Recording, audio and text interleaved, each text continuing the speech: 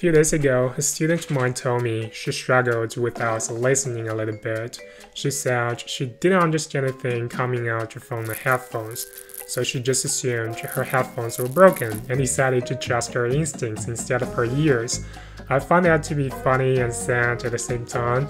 I mean, the situation can be better with practice. Later, you'll probably find yourself understanding a lot more, but still couldn't quite be able to catch native speakers' speed.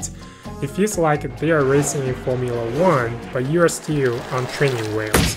So how can we solve these problems? How can we score at least an 8 in IELTS listening? I'll divide this video into sections: how I did it, why it worked, what are some problems, how can you duplicate my success more efficiently, because what I did was far from ideal. I'm the first to admit what I did was tedious, mundane, a lot of repetition, so it took me a lot of motivation and discipline. Basically, waking up every morning, the first thing that I would do would be run into the rooftop, listen to IELTS over and over. Section 1. First you have. So what I did differently from others was I would not only listen, but shadow along with that, repeating out whatever I heard with the shortest delay as possible. Other than that, I would also record information such as what I did this morning, how many times I've done it, when's the next time that I need to repeat it. All those information will go to an Excel file that I created based on spaced repetition. Same thing every day, day in, day out. If I'm not mistaken, I did that consecutively for about 2 months. And my listening skill did improve quite a lot, and I never fell below 8.5 ever since. It worked mostly because of luck and consistency. I'm lucky in the sense that I was desperate and it was the only thing that I knew that I committed to turned out to have some scientific validity, and it worked. Then it was consistency. I was able to be perseverant enough to push through during times when progresses were nowhere to be seen. Spaced repetition works because it fights back the forgetting curve, which says learned information slips out of our memory over time pretty aggressively unless we take some action to keep it. In other words, you have to review what you learned at times when you're about to forget in order to not forget it. By sticking with my spaced repetition schedule, I was able to significantly increase my listening exposure to a point where I was almost able to predict what the next sentence would be, and I become super familiar with the context of those listening topics. Without spaced repetition, I doubt I would be able to get such amount of listening exposure.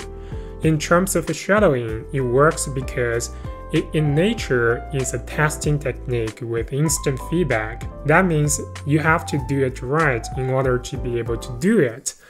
If you can't, it immediately tells you, you dumbass can do it, ha ha, try again.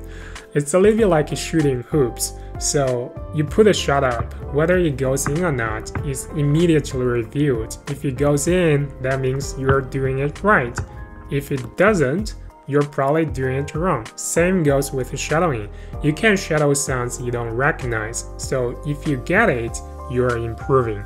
With this being said, spaced repetition and shadowing are flawed. Not only spaced repetition is boring, it also demands a high level of motivation that the average individuals simply do not possess on a daily basis. When was the last time that you succeeded with those vocabulary memorizing application when you see it well? Probably didn't go very well, right? It's extremely consuming, like really consuming. There were so many mornings I wanted to give up simply because I've had enough. And not everything that you repeat is worth repeating. In a test, maybe 80% I'm good, only 20% requires my attention. But the system that I built it told me, dumbass, do it all, it's good for you.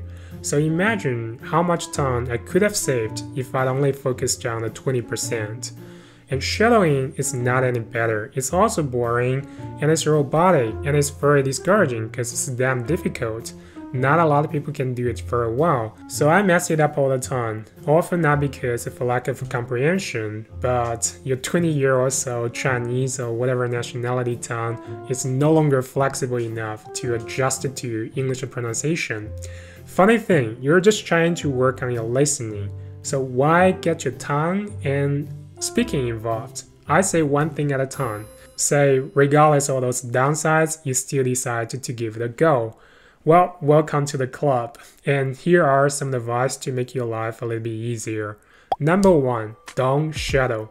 While shadowing, half of your attention, maybe more than that, goes to this facial and tongue exercise, often at the cost of listening comprehension. So instead, do silent shadowing. This way, you're getting all the benefits that shadowing offers to listening improvement, just at a more efficient way. If pronunciation is really your concern, do it separately. Number 2, take notes on those problematic parts where your comprehension falls short or where you simply couldn't match up the speed. And then continue your extensive listening to increase your listening exposure.